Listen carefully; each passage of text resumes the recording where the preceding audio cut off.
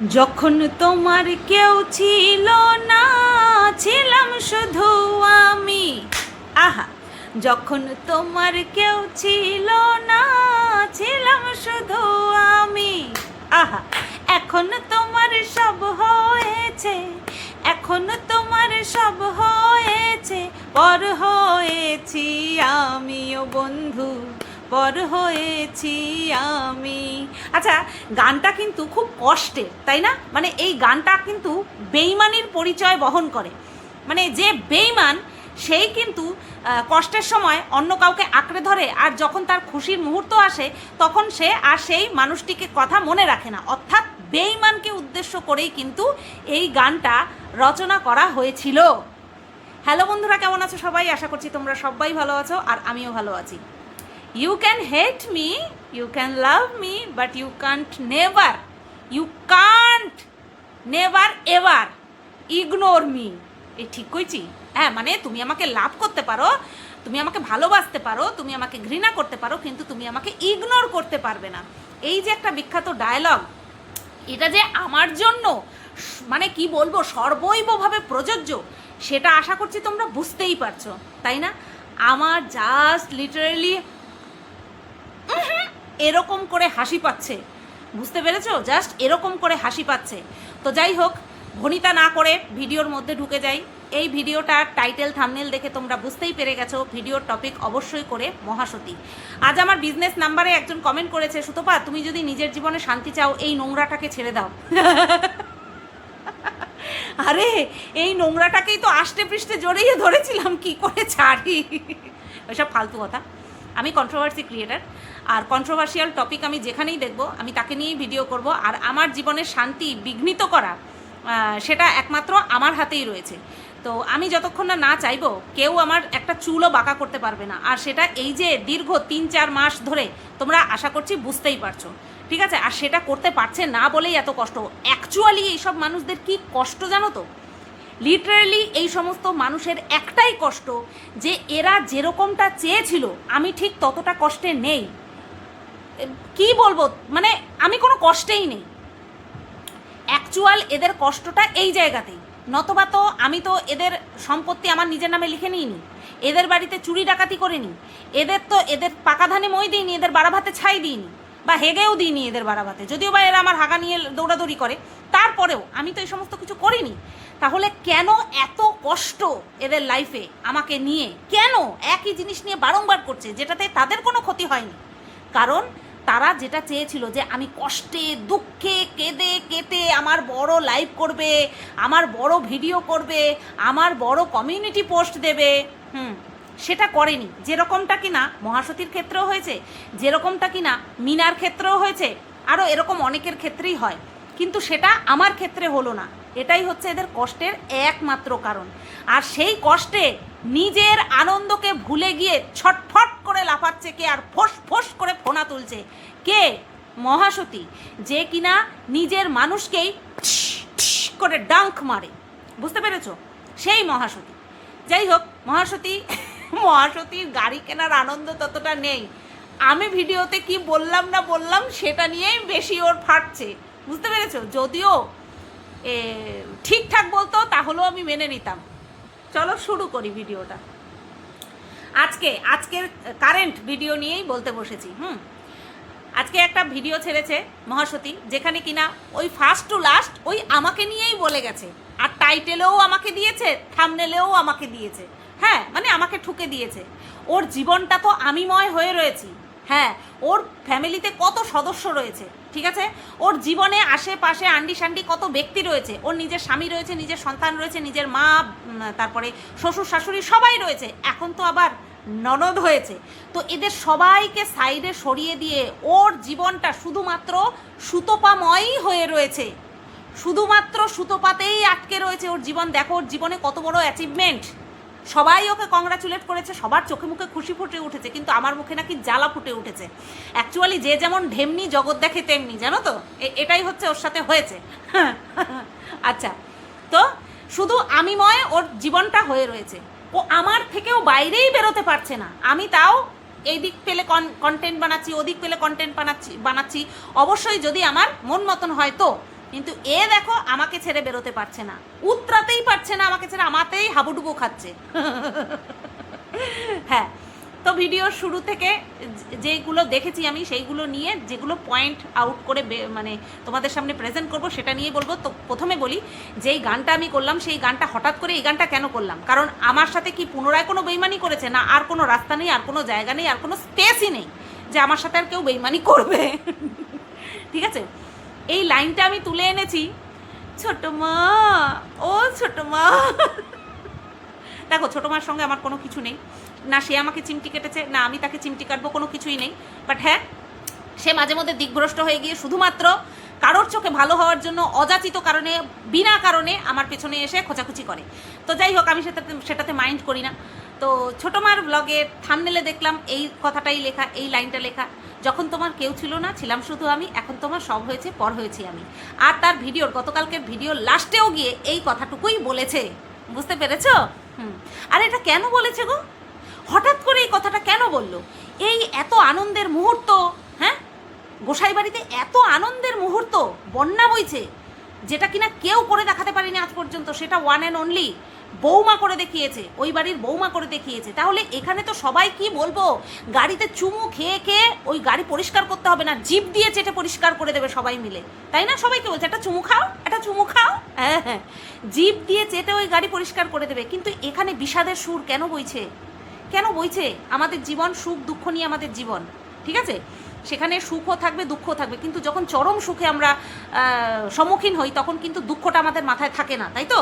তো এখানটায় তো দেখছি সবাই খুব খুশি। ছোটো মায়ের মুখ থেকে কেন বিষাদের সুর বইল? যদিও বা আমার এই ভিডিওটার পর দুনিয়াতে আরও অনেক কন্ট্রোভার্সি ক্রিয়েটার আছে, তারা হয়তো ছোটো মার এই বিষয়টাকে নিয়ে ভিডিও করেও ফেলেছে, কিন্তু ছোটো মার গায়ে কিন্তু অন্য কারোর কথা বাঁধবে না। কার কথা গায়ে বাঁধবে? এই আমার কথা। না, এমন কোনো খারাপ কিছু কিন্তু বলছি না, শুধুমাত্র অনুমান করার চেষ্টা করছি হঠাৎ করে কি হলো যে ছোটো মা এরকম বিষাদের সুর গাইতে শুরু করলো এরকম একটা আনন্দ ঘন মুহূর্তে। ভাবো ভাবো, থিঙ্ক ইয়োর সেলফ, সব কিছু আমার ঘাড়ে চাপালে হবে? তো ছোটো মা হঠাৎ করে কেন মনে হচ্ছে যে সবাই তোমার, কেউ সবার জন্য তুমি আছো, বাট তোমার জন্য কেউ নেই? তুমি আবার এটা মানে পুরো একদম ইন্ডিকেট করলে সব দিক থেকে। এবার তোমরা ভেবে নাও, সব দিক থেকে, মানে তোমার বাপের বাড়ি, তোমার শ্বশুর বাড়ি, তোমার ফ্রেন্ড সার্কেল, তোমার কাজের ক্ষেত্র, এটাই তো একটা মানুষ বাঁচতে গেলে তো তার এই পারিপার্শ্বিক পরিস্থিতিই থাকে, মানে সব দিক থেকে তোমার এই অবস্থা হয়ে রয়েছে। আরে কি কষ্ট, কি কষ্ট। বলি কি, নিজের পরিসরটাকে না ছোট করে নিয়ে এসো। এই যে বললে যে এখন আর কিছু ফারাক পড়ে না, যদি সত্যি তোমার ফারাক না পড়তো তাহলে এই যে আক্ষেপ, এই যে কষ্ট, এটা না থাম্বনেলে উঠে আসতো, না তোমার ভিডিওর মধ্যে তোমার মুখ থেকে বের হতো। Am I right or am I right? আমার এই লাইনটা নিয়ে অনেকে ভাবে ভুল, বাট না, এটা ভুল না, এটা সব দিক থেকে আমি ঠিক বললাম, সেটাই হচ্ছে বলি, ঠিক আছে? তো যাই হোক, বুঝতে পারছি তোমার অসুবিধাটা, বুঝতে পারছি, কিন্তু এই অসুবিধার জন্য বা এই কষ্টের জন্য মনে হলো যদি আমি যেটা ভাবছি সেই কারণটা যদি হয়ে থাকে তাহলে বলবো তুমিই দায়ী। কারণ প্রয়োজনে যে নিজের খোলস চেঞ্জ করে আসে না, তাকে লাথ মেরে বের করে দিতে হয়। যে প্রয়োজনে নিজের খোলস চেঞ্জ করে মিনমিন করতে করতে ঢোকে, তাকে লাথ মেরে বের করে দিতে হয়, অথবা তার লেজটা কেটে দিতে হয়। ব্যাস এইটুকুই যথেষ্ট। এবার চলে আসবো মহাসতীর ভিডিওতে। তা মহাসতী সকালবেলা উঠে ওই চান টান করা, পুজো টুজো দেওয়া, এই সমস্ত কথা। ও বাই দ্য ওয়ে, ছোটো মা কিন্তু পুজো নিয়ে, পুজোর আচ্ছা নিয়ে ওদের বাড়ির অনেক নিয়মকানুনের কথা বলেছে, তো সেটা নিয়ে আমার আর কিছু বলার নেই। কারণ ব্রাহ্মণ বাড়ির বউ হিসেবে যে কলঙ্ক, সেইটা বহু আগেই প্রুফ করে দিয়েছে। না, তার চারিত্রিক বিষয় নিয়ে বলিনি, সে যে 10 বছরের ছোট একটা ছেলে যাকে কিনা ভাই রেখেছিল, তাকে ভাতার বানাতে চেয়েছিল, তার জন্য স্বামী সংসার সব কিছু ছেড়ে দিয়ে বেরিয়ে গেছিলো, সেই কথা আমি বলছি না। আমি বলছি ব্রাহ্মণ বাড়ির কলঙ্ক মানে কোনো রকম কোনো পুজো আর্চার নিয়ম জানে না, ঠিক আছে? তারপরে অংশগ্রহণ করে না, আমি সেই দিক থেকে বলেছি কলঙ্ক, অন্য কোনো দিক থেকে কিন্তু বলিনি, ঠিক আছে? আচ্ছা, তো ওটা নিয়ে আর বলবো না, মানে ছোটো মা যেটা বলেছে সেটা বুঝতে পেরে গেছি, ওর জন্য আর বলার দরকার নেই। এইবার মহাসতীর ভিডিওতে দেখলাম থাম্বনেলে কি লিখেছিল, সেকেন্ড হ্যান্ড গাড়ি কিনে লোককে ঠকাচ্ছে, আর হচ্ছে ননদের সঙ্গে ভাব, সেটা নিয়েও জ্বলন। আচ্ছা, তো এবার ভিডিওর মধ্যে দেখছি রান্নাবান্না করছে আর ভয়েস ওভার দিচ্ছে, বলছে যে ও ননদকে বলেছে ওদের বাড়িতে খেয়ে নিতে, কারণ একাদশী তো, তাই ওর একার জন্য রান্না করবে, তার জন্য বৌদি রান্না করছে, ননদকে খেয়ে নিতে বলেছে। আচ্ছা বন্ধুরা, একাদশী কি এই 2026 সালে জুন মাসে এই ফার্স্ট? তোমরা আমাকে একটুখানি বলো তো, 2026 সালের জুন মাসে এই যে আজকে যে একাদশী, না গতকালকে একাদশী গেছে, যাই হোক আমি সঠিকটা জানি না, এটাই কি প্রথম একাদশী জীবনে? না, এরকম একটা ভাবসাবি দেখলাম। কেন? এবার বলবে কেন? কারণ মহাসতীর ননদ আজ থেকে কিন্তু বাপের বাড়িতে পড়ে নেই। বহুদিন, বহু মাস, বছর গড়িয়ে গেছে। আমরা দেখতে পাই কি, যখন মহাসতীর ভিডিওতে দেখতে পাই, সেই আন্দাজে মানে সেই অনুযায়ী আমরা এটা বলতেই পারি যে বহুদিন ধরে মহাসতীর ননদ কিন্তু তার বাপের বাড়িতেই রয়েছে। মাসে মনে হয় 2টো করে একাদশী আসে, আমার যতদূর আমি জানি, ঠিক আছে? মাসে মনে হয় 2টো করে একাদশী আসে, নাকি একটা করে, আমাকে একটুখানি কমেন্ট সেকশানে জানিয়ে দিই। যেটা আমি জানি না সেটা পুরো পরিষ্কার বলে দিলাম। আমি যতদূর জানি 2টো করে একাদশী পড়ে। তো এর আগে তো কোনো দিনও দেখিনি যে ননদকে ডেকে খাওয়াচ্ছে, কারণ একাদশী তো একা নিজের জন্য কি করতে রান্না করবি, আয় আমি রান্না করছি, আয় খেয়ে যা। কই কোনো দিনও তো শুনিনি, কোনো দিনও তো দেখিনি। অথচ এই যে এক্সট্রা জাস্ট লোক দেখানো কাজ করবে, আর কেউ কিছু বললে পরে ভাববে জ্বলন।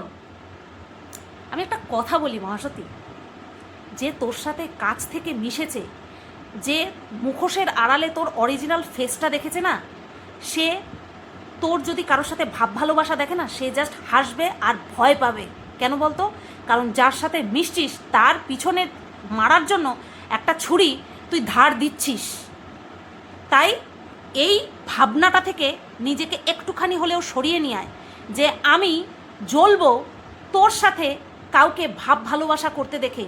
কারণ আমি নিজে একবার না 3-3বার সেই ছুরি খেয়েছি। তাই তুই কার সাথে লুটিয়ে পড়লি, ভাব ভালোবাসা করতে গিয়ে কার সাথে লুটিয়ে পড়লি, কাউকে নিজের মুখের থেকে বের করে এনে সেইটা অন্যের মুখে ঢুকিয়ে দিলি, কাউকে নিজে বিবস্ত্র হয়ে গিয়ে নিজের জামা কাপড় কাউকে পরিয়ে দিলি, নিজে সর্বহারা হয়ে নিজের সমস্ত কিছু লিখে দিলি অন্যের নামে। বিশ্বাস কর, কোনোদিনও এই বর্গের জয় ব ল দন্তন্য এইটা আসবে না তোকে নিয়ে, আমার কোনোদিনও আসবে না। বুঝতে পেরেছিস?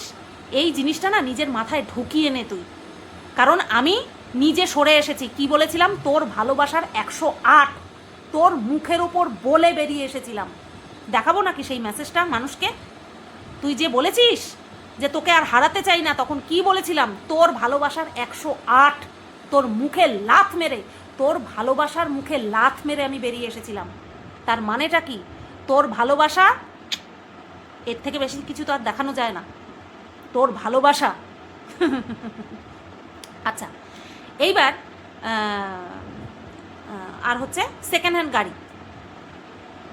আমি 2টো ভিডিও করেছি। একটা ভিডিও করতে চেয়েছিলাম এই গাড়ি কিনেছে সেই রিলেটেড, একটা ভিডিও করতে চেয়েছিলাম, বাট আমার এনার্জি লস হচ্ছিল। প্লাস হচ্ছে 2টো ভিডিও একসঙ্গে দিলে পরে অনেকটা লেন্থ হয়ে যেত, সঠিকভাবে তোমরা দেখতেও পারতে না। অনেকের নেটের সমস্যা থাকে, অনেকের টাইমের লিমিটেশন থাকে, সেই কারণে আমি 2টো ভাগে ভাগ করে দিয়েছি। তারপরেও ভিডিওটা সোয়াইপ করে দিয়েছি, যেটা সকালে দেওয়ার কথা ছিল সেটা বিকেলে দিয়েছি। সেই কারণের জন্য বিকেলের জন্য যে ভিডিওটা করছিলাম, সেই ভিডিওটা শুরুতেই আমি ওকে পুনরায় কংগ্রাচুলেশন করে তারপরে কিন্তু ভিডিওটা স্টার্ট করেছিলাম। ওই 2টো ভিডিও করেছিলাম ওর গাড়ি রিলেটেড। তোমরা আমাকে একটা তোমাদের কাছে একটা হাত জোর করে রিকোয়েস্ট করছি, ওই 2টো ভিডিও তোমরা আবার দেখো। যেই পার্টটুকুতে ওর গাড়ি নিয়ে বলেছি, সেই পার্টটুকু তোমরা আবার দেখো। তোমরা যদি কোনো জায়গা থেকে বের করে দিতে পারো যে হ্যাঁ সুতপা, তুমি এত মিনিট এত সেকেন্ডে তুমি এই কথাটা বলেছো যে মহাসতী যেই গাড়িটা কিনেছে সেটা সেকেন্ড হ্যান্ড, আমি ইউটিউব ছেড়ে দেব। যেরকমটা আমি বলেছিলাম যে ও 3 বছর আগে অবৈধভাবে প্রেগনেন্ট হয়ে গিয়েছিল আর আমি ওকে বাচ্চা খসানোর ওষুধ দিয়েছিলাম, সেটা যেমন মিথ্যে ছিল, ঠিক তেমনি আজকেও আমি জোর খাটিয়ে বলছি সেটা তো 3 বছর আগে ঘটে যাওয়া ঘটনা। তাও আমার মনে ছিল যে আমি এরকম নক্কারজনক কথা কোনোদিনও বলতে পারি না। ঠিক তেমনি 2 দিন আগে ঘটে যাওয়া ঘটনা তো আমার তো পুরো পরিষ্কার। তারপরেও আমি নিজেরটা নিজে দেখে নিয়েছি যে আমি কোনো জায়গায় এরকম কোনো কথা উল্লেখ করেছি কিনা যে ও সেকেন্ড হ্যান্ড গাড়ি কিনেছে। কিন্তু আমার নামে ভুলভাল মিথ্যে কথা বলবি না, কারণ আমি তোর গাড়ি সংক্রান্ত তোকে কংগ্রাচুলেট করেছি। তোর গাড়ি নেওয়ার কোনো ইচ্ছে ছিল না, সেটা তুই নিজের মুখে বলেছিস, সেই কথাটাই বলেছি। তোর গাড়ির কালারটা আমার ভালো লেগেছে, এই কথাটাও বলেছি। তোর বাড়ির গলি সংকীর্ণ, সেইখানটায় গাড়ি ঢোকানো বের করা খুব মুশকিল, সেটা বলেছি। আর হচ্ছে গাড়ি সম্পর্কে আমার কোনো আইডিয়া নেই, সেটা বলেছি। তুই প্রুফ করবি, তুই যদি এক বাপের বেটি হয়ে থাকিস, তোকে যদি এক বাবা তোর জন্ম দিয়ে থাকে, তুই প্রমাণ করবি, তুই সেই ভিডিও লিঙ্ক শেয়ার করবি। তুই কারণ তোর জীবনে আমি ছাড়া কোনো গতি নেই, আমি ভালো মতন বুঝতে পারছি, পুরো পাবলিক বুঝতে পারছে। তুই সেই ভিডিও লিঙ্ক দিবি, শেয়ার করবি। তুই সেই ভিডিওর টাইমিং দিবি যে এই জায়গায় আমি বলেছি যে তুই সেকেন্ড হ্যান্ড গাড়ি নিয়েছিস। পরের দিন সেকেন্ড ভিডিওতে আমার অনেকগুলো কমেন্ট এসেছে যে নেম প্লেট রেডি সুতপা, এটা মনে হয় সেকেন্ড হ্যান্ড গাড়ি। থার্ড ভিডিওতেও আমি বলেছি একই কথা, আমার কোনো রকম কোনো আইডিয়া নেই কোনটা সেকেন্ড হ্যান্ড গাড়ি কোনটা ফার্স্ট হ্যান্ড গাড়ি, কত সাল পর পর ট্যাক্স দিতে হয়, আমার কোনো আইডিয়া নেই, আমার বাড়িতে নেই, আমার কোনো আইডিয়া নেই। তোর যদি এক বাপের জন্ম হয়ে থাকে, তুই এইটা প্রুফ করবি, তুই এইটা প্রুফ করবি যে আমি বলেছি তুই সেকেন্ড হ্যান্ড গাড়ি কিনে পাবলিককে ঠকিয়েছিস। তুই যদি এক বাপের বাচ্চা হয়ে থাকিস, তুই এটা প্রমাণ করবি। বুঝতে পারলি? মানুষের গায়ে অযথা অনেক কাদা ছিটিয়েছিস তুই, বিশেষ করে আমার গায়ে। কন্ট্রোভার্সিদের ক্রিয়েটারদেরকে ধরে ধরে অন্যের বিছানায় ছুঁড়ে ফেলে দিয়েছিস, তাদেরকে শুইয়েছিস। তারা ভুলে যেতে পারে, তারা ভুলে যেতে পারে, ঠিক আছে? তো যাই হোক, এত মানুষের প্রশংসা পাচ্ছিস, তুই নিজের মুখে বলছিস যে সবার চোখে মুখে ফুটে উঠেছে খুশি। ওই তাদের খুশিটা নিয়ে তুই ভালো থাকতে পারছিস না? আমার মুখে যদি জ্বলন ফুটেই ওঠে, তুই কেন দেখিস আমার ভিডিও? আমার দোকান করা নিয়ে নোংরা থেকে নোংরা কথা বলেছে, ওই একটা বারের জন্য তো বলতে আসেনি। যারা ভালোবাসা জানিয়েছে, যারা ভালো কংগ্রাচুলেট করেছে, যারা আশীর্বাদ দিয়েছে, তাদের আশীর্বাদ মাথায় নিয়ে রয়েছি। তুই কেন পারছিস না? তুই কেন পারছিস না? এত মানুষ মন থেকে তোকে কংগ্রাচুলেশন জানিয়েছে, মন থেকে তোকে ভালোবাসা দিয়েছে, সেই ভালোবাসা নিয়ে কেন বেঁচে থাকতে পারছিস না? কেন আমার হেট নিয়ে, কেন আমার জ্বলন নিয়ে তোকে মরতে হচ্ছে?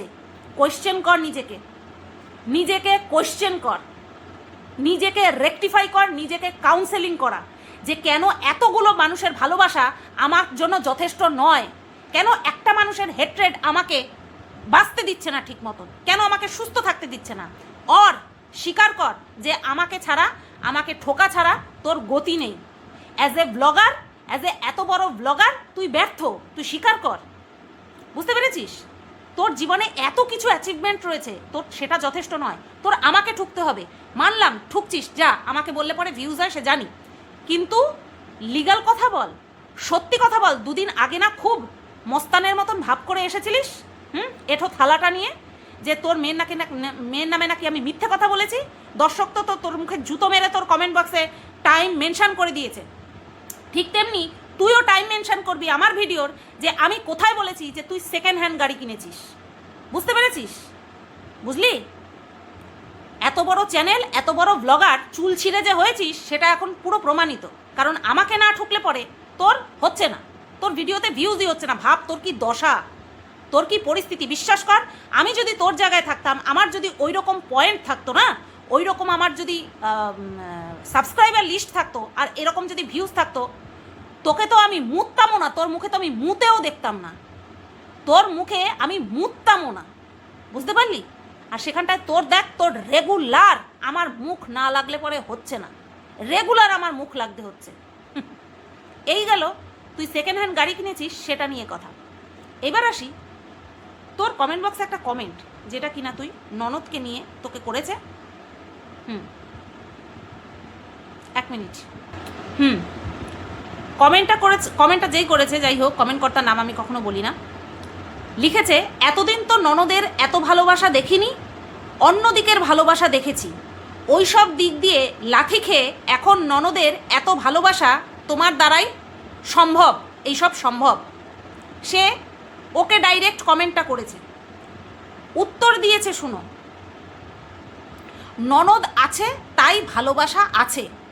কত মানুষের ননদ থেকেও নেই, তাদের কত কষ্ট বলো তো। কমেন্টটা যে করেছে সে আমার প্রসঙ্গ কিন্তু একদম তোলেনি, ঠিক আছে? সে কিন্তু যে কমেন্টটা করেছে সে কিন্তু ওর আদ্যপান্ত স্বভাব দেখেছে এতদিন ধরে ওর স্বভাব দেখে সেই স্বভাবের পরিপ্রেক্ষিতে কিন্তু ওকে এই কমেন্টটা করেছে। বাট রিপ্লাইটা আসলো কাকে ঘিরে, কাকে ঠুকে, সেটা তোমরাও বুঝতে পারছো, ঠিক আছে? তোকে একটা কথা বলি, শোন, তোকে আজকে একটা কথা বলি। তোর কথা অনুযায়ী আমি মেনে নিলাম আমার ননদ আমাকে ভালোবাসে না, ঠিক আছে, আমি মেনে নিলাম আমার ননদ আমাকে ভালোবাসে না। তারপরেও দেখ, আমি কিন্তু আমার ননদের চরিত্র সম্পর্কে কাউকে সুপারি দিইনি। তুই তোর ননদের চরিত্র সম্পর্কে, তোর নন্দাইয়ের চরিত্র সম্পর্কে, তোর 14 গোষ্ঠীর চরিত্র সম্পর্কে আমাকে সুপারি দিয়ে রেখেছিলিস বলার জন্য। তাহলে ভেবে দেখ তোর ননদ কতটা আনলাকি আর আমার ননদ এই দিক থেকে কতটা লাকি। আমার ননদ আমাকে ভালোবাসে না, তুই জেনে গেছিস যে আমার ননদ আমাকে ভালোবাসে না, ঠিক আছে, চল মেনে নিলাম। যারা কিনা ক্যামেরার সামনে এসে তোর পরিবারের লোকজনের মতন মাছের বাজার বসিয়ে দিতে পারে না, তোর মতন নোংরা যে করে বেরিয়েছে, যে কিনা নোংরামি শুধুমাত্র তুই যে তোর চরিত্রকে নিয়ে করেছিস সেটা কিন্তু না, তার পাশাপাশি তুই যে সঠিক আর তোর পরিবারের সমস্ত সদস্য খারাপ, ইনক্লুডিং ইওর বাবা মা, তারা যে খারাপ সেইটাকে বলতেও তুই ছাড়িসনি। তাহলে তুই দুইভাবে নোংরামো করেছিস, তুই দুইভাবে নিজের ইচ্ছায় নিজের চ্যানেলের থ্রুতে দুইভাবে নোংরামো করেছিস। একটা আমাকে দিয়ে করেছিস আর একটা নিজের থ্রুতে করেছিস, নিজের চ্যানেলের থেকে করেছিস। তারপরেও তোর পরিবারের সমস্ত সদস্যরা বেহায়ার মতন তোর ক্যামেরাতে এসে তোকে সেভ করে, তোকে গার্ড করে। তুই এটা কি বোঝাতে চাস? এটা তোর ফ্যামিলির বন্ডিং না। এটার থেকে এটা প্রমাণিত হয় যে তোর ফ্যামিলির সদস্যদের রিডের হাড্ডি নেই, মেরুদণ্ড নেই। তার জন্য তারা জানে যে আমাদের বৌমা শুধুমাত্র কেলোর কীর্তি করে বেড়ায়নি, আমাদের প্রত্যেককে নিয়ে নোংরা বাক্য বলে রেখেছে মানুষের কাছে, এবং সেটা যেন ভিডিওর আকারে বলা হয় সেটাও করে রেখেছে। তারপরেও তারা তোর সঙ্গ দেয়। এটাকে কি বলিস? এটাকে তুই ভালোবাসা বলিস? তুই 5 জনকে গিয়ে জিজ্ঞাসা করতো, আড়ালে আবডালে জিজ্ঞাসা করিস, এখানে জিজ্ঞাসা করার কোনো মানে নেই, কারণ এখানটা সব আমার বিপরীতেই বলবে, সেটা তুইও ভালো মতন জানিস।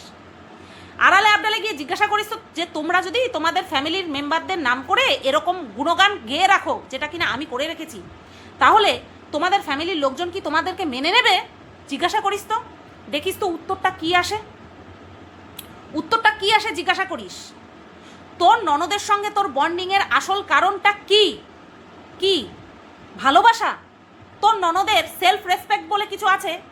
তুই বলে রেখেছিস তোর ননদ তোর পরকীয়াকে সাপোর্ট করেছে, তোর ননদ তোর সঙ্গে তোকে যোগাযোগ করিয়ে দিয়েছে এবং তোর বিষয়টাকে সাপোর্ট করেছে, এবং তোর ননদ প্রেম করে বিয়ে করেছে, ভাই ডেকে ভাতার বানিয়েছে, তারপরেও তার শান্তি হয়নি, তারপরেও আরেকজনের সঙ্গে পরকীয়া করে। তুই নিজের মুখে আমাকে বলেছিস। আর এই সমস্ত কিছু জানার পরেও তোর ননদ তোর সঙ্গে আষ্টে পৃষ্ঠে জড়িয়ে রয়েছে, কারণ একই, সব একই।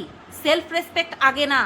দুজন দুজনকে যে ঢাকছিস, দুজন দুজনকে যে ব্যবহার করছিস, সেটা স্পষ্ট, সেটা স্পষ্ট, ঠিক আছে?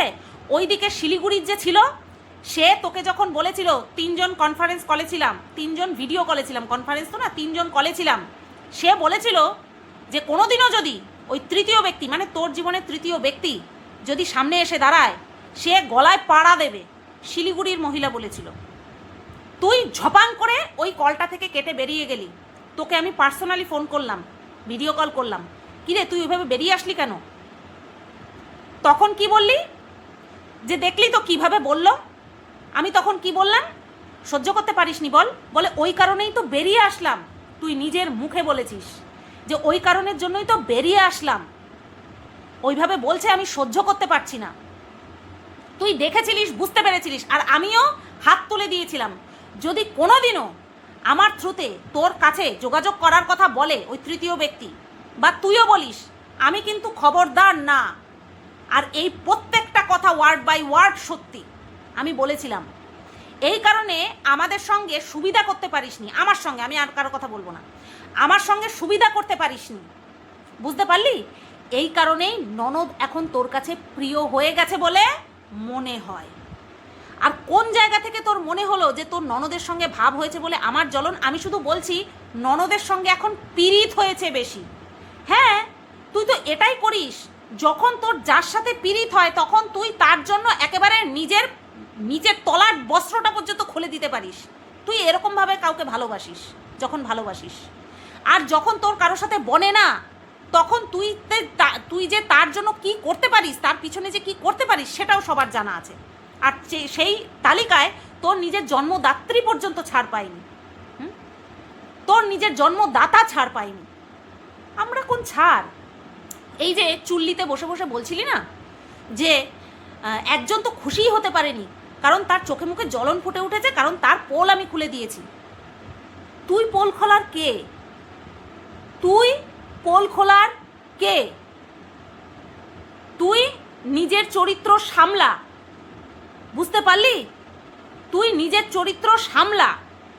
তুই আমার পোল খোলার কেউ নোস।